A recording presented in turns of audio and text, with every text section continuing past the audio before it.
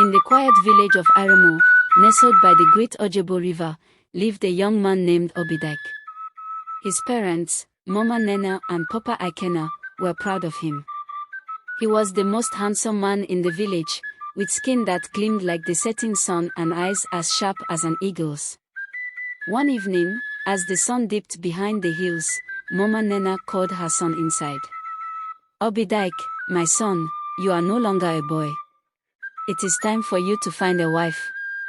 The other young men in the village have all settled down." Obidike scratched his head, looking at the fire flickering before them. "Mama, I have tried.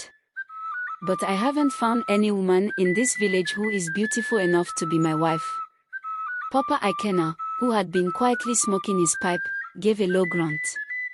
"Marriage is not about beauty alone, my son. A good woman will bring peace to your home." But Obidike was stubborn. "Father, I understand, but I will not marry unless the woman is as beautiful as the brightest star in the sky." The next day, Mama Nnenna, determined to help her son, began her search for a wife. She visited the homes of the village women, speaking to mothers and daughters alike. She introduced several kind and gentle young women to Obidike, but he rejected them one by one. "This is Adoma, daughter of Ikin. She is a fine cook and her hands are soft like yam flour." Obidike shook his head. "Mama, she is not beautiful enough for me." The next day, Mama Nnenna brought Ngozi, a graceful woman known for her dancing. She is admired by all for her skills at the New Yam Festival dances. Obidike sighed. "Mama, her beauty does not stir my heart." Frustrated but patient, Mama Nnenna tried again. "This is Uzomoko. She can weave the finest cloth and sings like the birds in the forest." Obidike, without even a glance, replied, "I told you, mother, I will only marry the most beautiful woman." Days turned into weeks, and every woman brought before him was turned away. As the rainy season came to an end, Obidike announced to his parents one evening, "If I cannot find a woman beautiful enough here in Aramo, I will go to the neighboring village of Okechi and find a bride there." Mama Nnenna sighed deeply. "My son, you are free to do as you wish, but remember, beauty is not everything. A good wife is one who will bring joy to your life and peace to your heart." Obidike, confident in his decision, smiled. "I will find a woman whose beauty matches my own. Only then will I marry." Papa Ikenna, who had been silent throughout, finally spoke. "Son, remember the wisdom of the elders. The heart that seeks only beauty will find trouble. But go, if you must." With his parents' blessing, Obidike set out for the village of Okechi. He crossed hills and streams, passing through dense forests and quiet paths. Along the way, he encountered travelers who spoke of the beauty of the women in Okechi. After 2 days, he reached Okechi and was warmly welcomed by the villagers. They knew of his family's reputation and were eager to introduce their daughters to the handsome stranger. However, despite meeting many beautiful women in Okechi, Obidike was not satisfied. None of them, in his eyes, were beautiful enough. "They are lovely," he thought, "but not the star I seek." Disappointed, he returned to Aramo, alone and without a bride. When Obidike returned, Mama Nnenna was waiting for him at the entrance of the village. Seeing him without a bride, her heart sank. "Obidike, my son, have you still not found a wife?"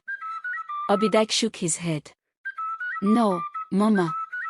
Even in Okechi, I did not find a woman beautiful enough for me." Mama Nnenna, now at her wit's end, threw her hands in the air. "Oh, Chiok, what is this that my son has become? Must you marry the moon herself before you are satisfied?" "Mother, I cannot help what my heart desires. You are searching for beauty like one searches for gold in a dry river. Marriage is not about looks alone. I am tired, Obidike, tired of this search." Obidike remained firm. "I will wait until I find the perfect woman. Only then will I marry." Unknown to Obidike and the villagers, the nearby Otemiri stream was home to a powerful mermaid, Nnenna, who watched over the village. One night, the village elders gathered to discuss the upcoming harvest festival, when the ground trembled, and a voice echoed from the waters.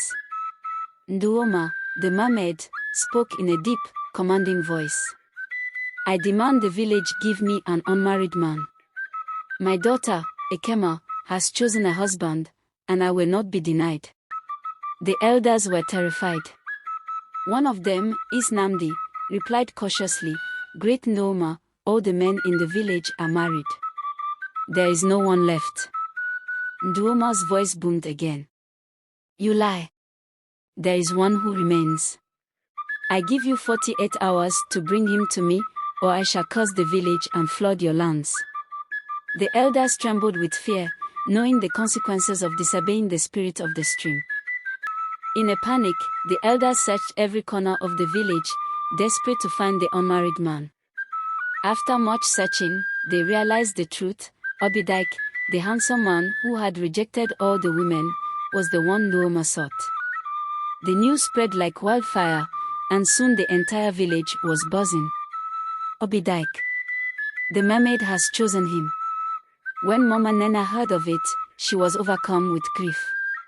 My only son, she wept. Is this the price we must pay for his pride? The village elders approached Obidike's home. Obidike, you must come with us. The spirit of the stream has chosen you as her daughter's husband. Obidike, stunned and full of regret, pleaded, No. I will not marry a mermaid. But the decision had been made, and the village had no choice but to deliver him to the stream. The morning after the elders' visit, Obidike sat silently by the riverbank, staring into the waters of Otemiri stream. His heart was heavy with fear and regret. Mama Nnenna, her eyes swollen from crying all night, approached him. She sat beside him and gently placed her hand on his shoulder. My son, this is the price we must pay. I begged you to marry from our village, but now you must marry the mermaid's daughter.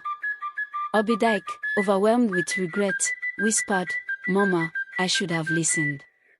I should have married one of the women from our village. Now I am doomed. Obidike, my heart weeps for you. But the village has no choice. If you refuse, the spirit will destroy us all. Obidike buried his face in his hands. He had been so blinded by his desire for beauty that he hadn't thought of the consequences. The elders of Aremo held a meeting that morning to decide the best way to hand Obidike over to the mermaid. They knew they couldn't risk angering Nnenna. Nnenna, the oldest of the elders, stood and addressed the group. We cannot delay any longer. We must take Obidike to the stream before the spirit carries out her threat. Elder Chokuma nodded in agreement. Yes, we have only hours left. If we fail, the crops will wither, the rains will never return, and the village will be cursed. The elders quickly organized a procession, and the entire village was instructed to gather by the stream at sunset to witness Obidike's fate. As the sun began to set, the entire village of Aremo gathered. Obidike, dressed in his finest clothes, walked slowly toward the stream, his mother beside him, weeping softly. The villagers watched in silence, many of them shaking their heads in sorrow. The young men who had already married whispered to each other, It could have been one of us if we had not married early. Mama Nnenna, her voice trembling, said to her son, May the gods protect you, Obidike. May they forgive your pride and shield you from harm. Obidike remained silent, his mind racing with fear. What kind of life awaited him with the daughter of a mermaid? As the procession reached the banks of Otemiri stream, the waters began to churn, and a thick mist rose from the surface. The villagers gasped in fear as a figure emerged from the mist. It was Nnenna, the powerful mermaid who had watched over the village for centuries. Her voice echoed through the air. You have brought the man, as I commanded. My daughter, Okechi, shall take him as her husband. Obidike stepped forward, trembling. "Great Spirit, I beg you, release me from this fate. I am not worthy of your daughter." Nduoma's eyes narrowed. "You have rejected all the women of this land, seeking only beauty. Now you will have beauty beyond your wildest dreams, but at a cost you cannot imagine." With a wave of her hand, the waters parted, and from the depths emerged Ekema, the mermaid's daughter, radiant and terrifyingly beautiful. Ekema, with her long, shimmering hair and eyes as deep as the ocean, approached Obidike. Her voice was soft but commanding. "I have waited for you, Obidike. You shall be my husband, and we will dwell in the waters of Otemiri." The villagers watched in awe as the wedding ceremony began. The village priest, Dike, stepped forward to perform the rites, though his hands shook with fear. "Ekema, you wanted beauty, and now you have it. But remember, Obidike, beauty alone cannot bring happiness." As the final words of the ceremony were spoken, the waters of the stream swirled around Obidike, pulling him closer to Ekema. He was now bound to the daughter of the mermaid. Obidike was taken beneath the waters of Otemiri stream to live with Ekema. Life in the depths of the water was strange and harsh. Although Ekema was more beautiful than any woman he had ever seen, her beauty masked a heart of stone. She was cold and demanding, and Obidike found himself a prisoner in her watery world. The warmth of the sun, the sounds of the village, and the laughter of his people were all distant memories. Obidike, his heart heavy with regret, whispered to himself, "What have I done? I should have listened to my mother. I should have chosen a wife from my people." Ekema, sensing his discontent, would remind him, "You wanted beauty, Obidike. Now you have it. But beauty comes with a price." Days turned into weeks, and Obidike's regret deepened. Ekema would often leave him alone in the cold waters, while she roamed the depths of the stream, attending to her other duties as the daughter of Nneoma. Obidike missed the warmth of his village, the sound of his mother's voice, and the simple joys of his life on land. One day, as Ekema left him alone, Obidike wept bitterly. "I was a fool," he sobbed. "I chased after beauty, and now I am trapped in this cold, lonely world." His cries echoed through the waters, but no one came to comfort him. Back in the village, Mama Nnenna was inconsolable. She cried day and night, mourning the loss of her only son. Even though he was not dead, it felt as though she had lost him forever. "My heart, my joy, is gone. What is the use of life without my son?" The villagers tried to comfort her, but nothing could ease her pain. She visited the banks of Otemiri stream every day, calling out to Obidike, hoping he would hear her voice. "Obidike, my son, come back to me. I forgive you. I do not care if you never marry, just come back."